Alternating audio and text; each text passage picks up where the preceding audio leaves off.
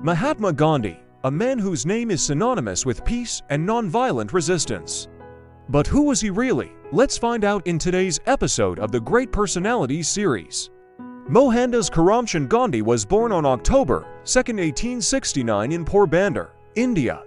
His father was a local official and his mother was a devout Hindu.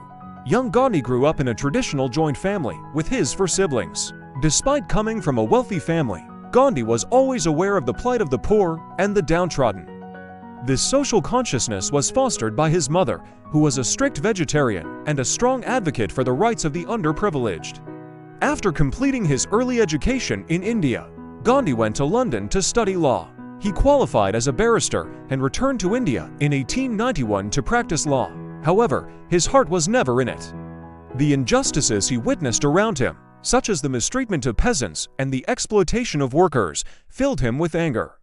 In 1893, Gandhi moved to South Africa to represent an Indian merchant in a legal case. There he found himself amidst a large Indian diaspora, many of whom were indentured laborers working on sugar plantations. He soon realized that these Indians were being subjected to terrible racial discrimination. The government had passed laws restricting their movement and prohibiting them from owning land or businesses. They were denied basic rights and were treated like second-class citizens. This is where Gandhi's transformation from a passive observer to a proactive reformer began. Inspired by the unjust treatment of Indians in South Africa, he decided to fight for their rights. He became involved in various political organizations and began to speak out against racial discrimination. In 1906, Gandhi organized a passive resistance campaign against the government's discriminatory laws. This campaign, which came to be known as the Tolstoy Farm Protests, was a resounding success. The government was forced to repeal some of the discriminatory laws, and Indians were granted certain rights and freedoms. This victory emboldened Gandhi, and he became more vocal in his opposition to racial segregation. In 1913, the government passed a law requiring all Indians to carry a pass when they traveled, which was seen as a great humiliation by Indians. Gandhi responded by organizing a mass civil disobedience movement.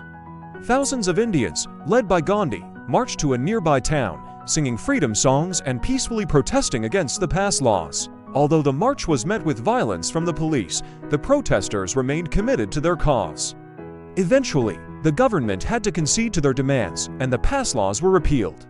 Gandhi's reputation as a fearless leader of the oppressed grew, not only in South Africa, but also in India. People began to look to him as a beacon of hope for the Indian people who were also struggling against British rule. In 1915, at the request of his mentor, Gopal Krishna Gokhale, Gandhi returned to India. He immediately threw himself into the struggle for Indian independence. He organized protests against the British, which often turned violent, and was imprisoned several times. But he refused to be cowed by the British authorities.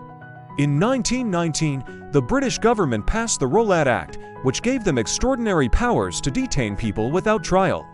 In response, Gandhi called for a nationwide Hartal strike.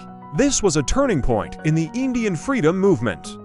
It showed the British that the Indians were no longer willing to tolerate their oppressive rule. On April 13, 1919, British troops opened fire on a peaceful crowd of protesters in Amritsar, killing hundreds. This event, known as the Jallianwala Bagh Massacre, outraged the Indian people and turned them against the British.